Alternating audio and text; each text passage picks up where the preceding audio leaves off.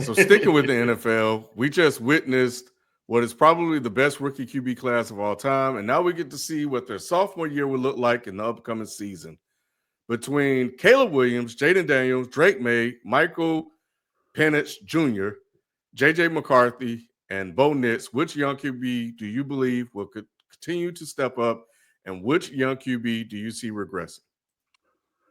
I think the one that has the biggest step in year two is going to be Michael Penix because he played the least amount of all of the year one QBs, and he definitely had some good highlight moments. But the biggest thing is continuity, and we know that the Falcons definitely have offensive weaponry. So I think another year in the system.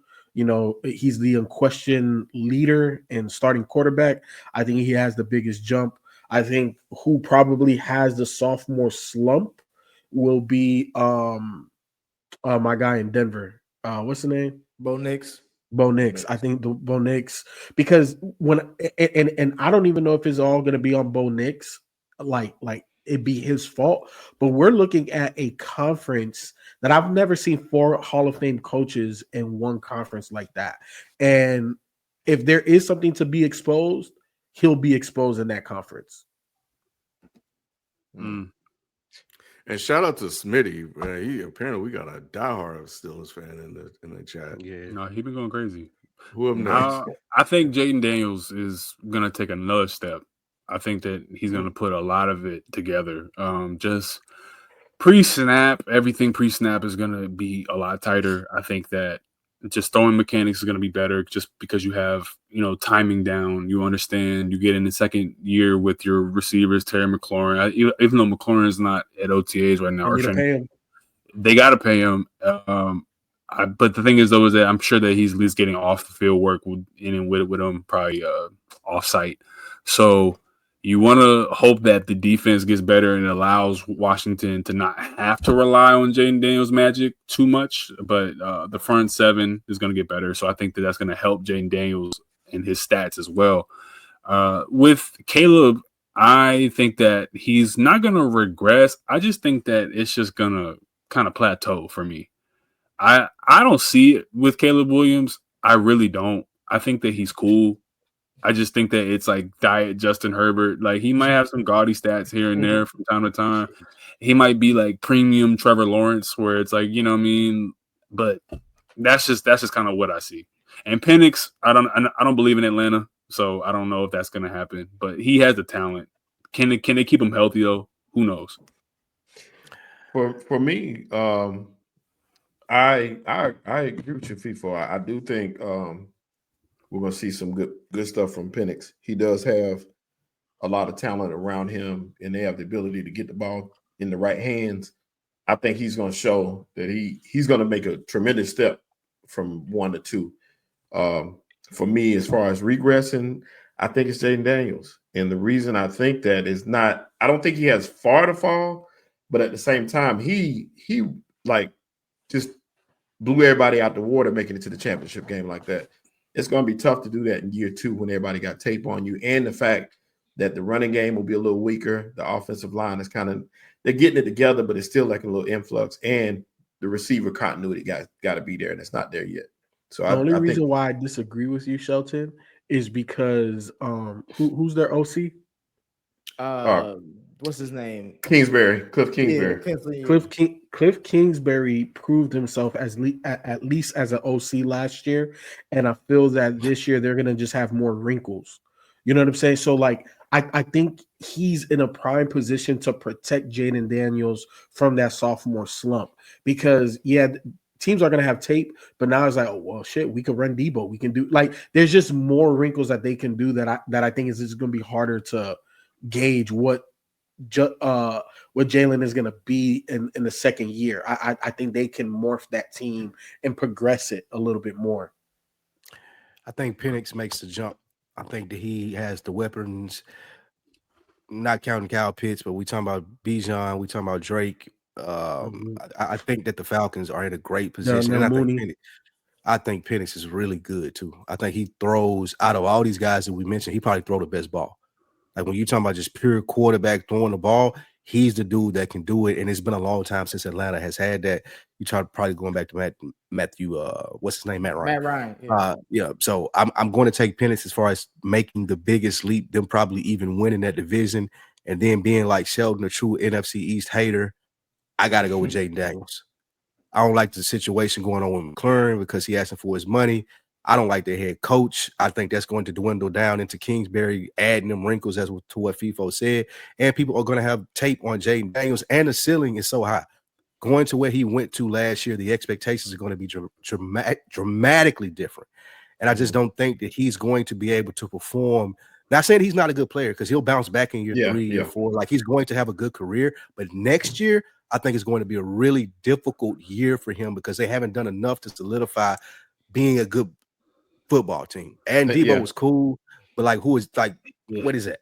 Yeah. And you possibly have McLaurin who may leave, get traded, or whatever it may be. Like, it's not a perfect storm for him to come back and have a good sophomore season. I think that he's going to really struggle this year, and the Commanders will be scratching their head like, damn, what happened? But I don't think he's not going to be good just this year. I think he'll struggle.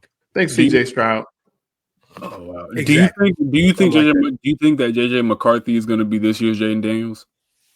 I think that's possible. I'm not saying just strictly off of his talent, but what he has around him, everything he has around him. I was gonna say I don't think so because I mean, shit, like FIFO talked about with the AFC West, that NFC North. I mean, shit, you got that's a lot for a guy who's never played football.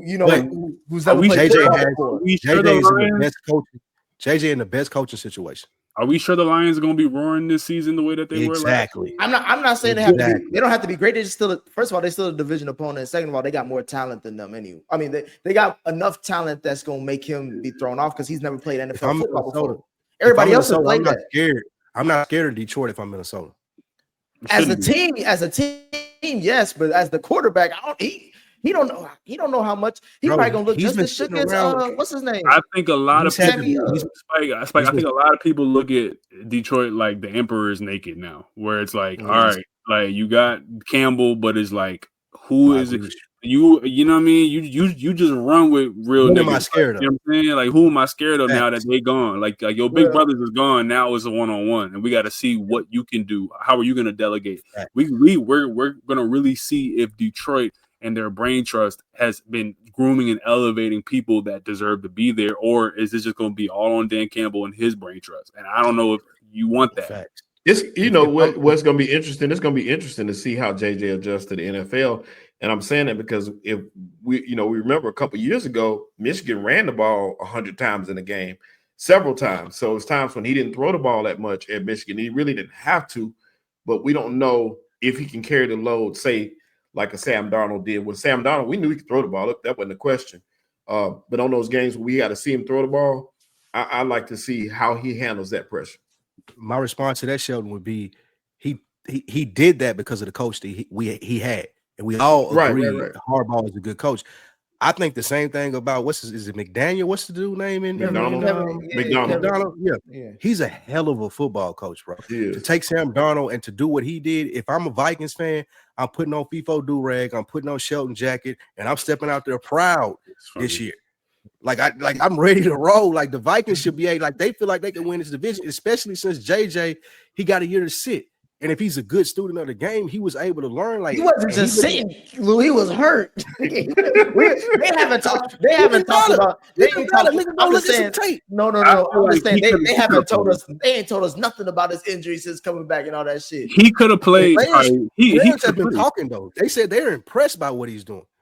Like the players have been speaking very highly of him. All the players. It was an ACL tear, and I feel like he could have played if they would just want. If the Vikings were terrible, and by early January, by late December, they wanted to see what he looked like. I feel like JJ McCarthy probably could have went out there. You know what I'm saying? Towards the couple games. I'm saying my two is, but they were so good. I think that because of how much pressure is on this quarterback, Caleb Williams has to take a step forward. He got everything that you could want. Coming into any situation in year 2. Tua. I think that's an easy pick though, Nick, because I'm only saying it because he has the most pressure. To me, he has the most pressure out of everybody to have a better second year. Because I think Mike, because you already know I came into the season as a Jayden Daniels fan, and I knew Michael Penix was going to get the starting job eventually. I was waiting for everybody else to catch up, especially the ones in Atlanta. And so I'm not worried about them. I never believed in Bo Nix. I don't give a damn about Bo Nix. Regression don't mean shit to me with Bo Nix because I don't think he's that good anyway. The one that I think is going to be regressing is Drake Maye, which is going to be shocking because they only won 4 games last year. No one's going to care. Why are we giving Frank Vogel grace? Vrabel, whatever his name is. Vrabel, because we got because the Patriots he lost to Cincinnati in the championship game. He made Tennessee a Patriots are a mess. Patriots are a mess right now, man. So they're gonna give him so much grace, bro. Like they don't hear a word about that. He's gonna get 3 seasons of being bad. Even if they're terrible, they're gonna get 3 seasons. And that's fine for y'all, but to me, if Gerard Mayo got fired for four games, if Mike Vrabel doesn't win more than 5, then I'm like, what the fuck y'all fired Gerard for? As a human, you know the difference. I was like, right. Well, no, and I'm keeping it. I'm keeping it the same energy. It's not that spite. I definitely think the Patriots definitely have some leeway, but the reason why Mike Vrabel has respect in the game is because he took a Tennessee Titan team with Mike Tannehill as the quarterback and made them into true like a team to be feared that you didn't necessarily want to play. You know what I'm saying? Because you knew that the brand of football was going to be physical. It's going to be a tight, close game, and if they're within striking distance, that you could lose that game. But the same thing could have been said. Who's the head coach of the Commanders, Lou? Campbell. Quinn. Dan Quinn did the same thing in Atlanta, right, Ken? He turned Atlanta around and he got them balling. And then when he got fired, there was a long time before anybody believed him. And even Lewis questioned him now in Washington after he just went to the NFC Championship game. So why the hell we give him the same?